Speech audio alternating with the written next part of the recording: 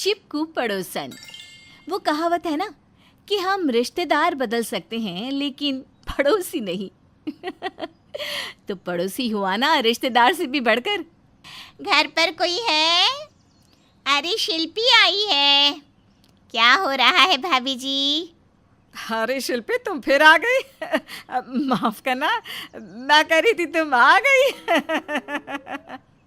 हाँ हाँ, और क्या। और माफ़ी कैसी? अरे क्या कोई लेन देन थोड़ी ना है। वैसे क्या बना है खाने में? मैं ना ये कटोरी लाई थी ज़रा सब्ज़ी लेने के लिए। शिल्पी सीमा के ससुराल की पड़ोसन थी। इसकी ना कोई आने का वक्त था और ना जाने का, जिससे सीमा परेशान रहती, लेकिन सास को देखकर कुछ कह ना पाती। फिर एक रोज, अरे कल सब्जी नहीं मिली थी मुझे बहू, आज तो मिलेगी ना। रोज रोज खाली दाल से ही खाना खिला देती है तू। माँ जल्दी से खाना खा लीजिए, मैं बर्तन धोकर रख देती हूँ, नहीं तो शिल्पी आंटी आ जाएंगी। फिर पता है ना, सब्जी रोज वही तो ले जाती है। न जाने क्यों लोग घर में खाना नहीं बनाते।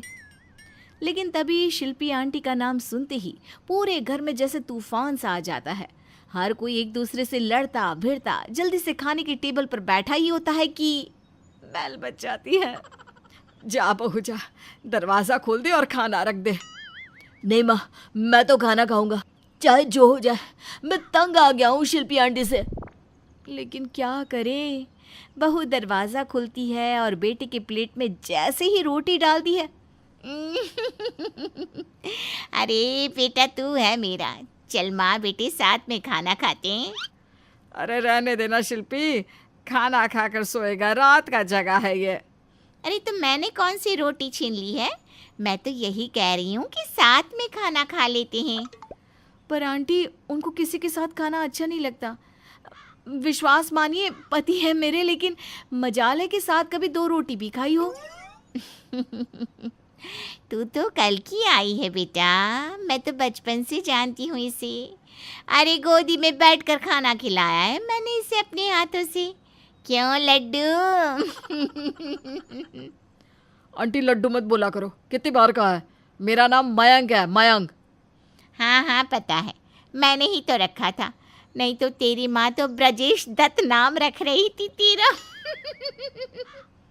सच्ची माँ जी, ये कैसा नाम हुआ? थैंक्स आंटी जी। ब्रजेश दत्त नाम होता ना तो मैं तो शादी ही ना करती इनसे। लीजिए चाय पीजिए। सास बहू को देख रही थी कि जो थोड़ी देर पहले इस चिपकू पड़ोसन का खौफ खा रही थी, अब इसे चाय पिला रही है। हे भगवान! अच्छा बहू, थोड़ा सा ड्राइंग रूम का एसी चला दे, मैं ज़रा सोफे में ही कमर सीधी कर लूँ। शिल्पी लेट जाती है और सास बहू एक दूसरे को देखती है और अपने अपने काम पर लग जाती है। सास किचन में धीरे से बहू को कहती है, शाम तक की छुट्टी, अब ना टीवी देख सकती हो ना ही दरवाज़ा खोल सकती हो। माँ जी आप इतना डरती क्यों हैं? बोलती क्यों नहीं?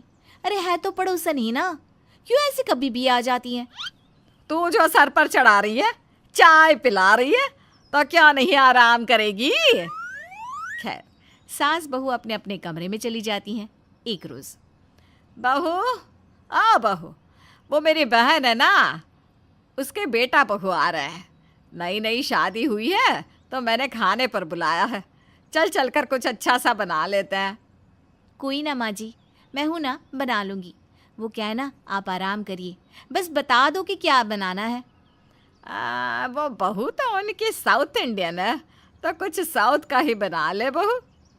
हाँ माँ जी, पर वो कैसे बनता है? तभी जोर से दरवाज़ा खोलकर पड़ोसन शिल्पी आ जाती है। मैं बताती हूँ बेटा, तू एक काम कर, बस मैं बोल रही हूँ तो सामान पकड़ा। बहू की नज़र पड़ोसन के हाथ पर पड़ती है। पीले पीले हाथ, न जाने क्या लगा था। आंटी जी आप रहने दे, मैं किसी तरह मैनेज कर लूँगी। अरे हट, तू क्या मैनेज करेगी, मैं देती हूँ ना बनाकर। बस फिर क्या था, बहू को तो पड़ोसन के हाथ देखकर ही गुस्सा आ रहा था, लेकिन वो सास की ओर देखती है जो पड़ोसन को कुछ भी नहीं बोल रही थी। बहू बाहर आती है और सास की ओर देखकर चली जाती है।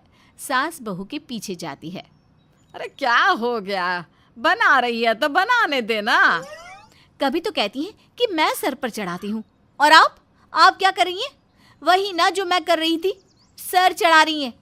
हाथ देखा उनके कितने गंदे थे। मैं नहीं खाऊंगी उनके हाथ का खाना। ओहो, तो तब बताती तो रुक जाती ना मैं। चल अब डांटती हूँ जरा। सास किचन में जाती है। शिल्पी, किसी के घर खाना बना रही है तो कम से कम हाथ तो धो ले। ये क्या लगाया हाथ में? शिल्पी को सास की बात का बिल्कुल बुरा नहीं लगता। अरे ये तो हल्दी ही है, पीस कर आ रही हूँ। डब्बे में डालना था तो हाथ से ही डाल दिया। वैसे भी खाने में तो हल्दी डालना ही है ना। सास को गुस्सा आ जाता है कि कैसे वो पटर पटर जवाब दे रही है। देख शिल्पी, तू राय नहीं दे, वैसे भी बहू बना तो रही थी। हाँ, पर उसे पता नहीं था ना। तुझे तो पता है मुझे कुकिंग का शौक है, और वैसे भी मेरा भी तो घर है ये। सुन ज्यादा ना कर, घर में गेस्ट आने वाले हैं। निकल अब तू सीधे सीधे। देख सल्ला, हम दोस्त हैं, ऐसे बात करना सही नहीं है। वैसे चली रही हूँ मैं। हाँ हाँ, जरा जल्दी। जब देखो तब आ जाती है। घर की प्राइवेसी तो कुछ रही नहीं तुम्हारे कारण। अरे जब देखो तब मुंह उठाकर आ जाती हो। आज तक ऐसा नहीं हुआ था कि शिल्पी के साथ कोई इस घर में इस तरह से बात करे। उसे बुरा लगता है और वो अपने घर चली जाती है। माँ जी, आपने थोड़ा ज़्यादा ही नहीं बोल दिया। अरे रहने देना, ठीक है। घर ना हुआ धर्मशाला बनाकर रखा है। सास गुस्सा कर ही रही थी कि दरवाजे की घंटी बजती है। देख तो बहू, कहीं फिर से तो नहीं आ गई बेशर्म पड़ोसन।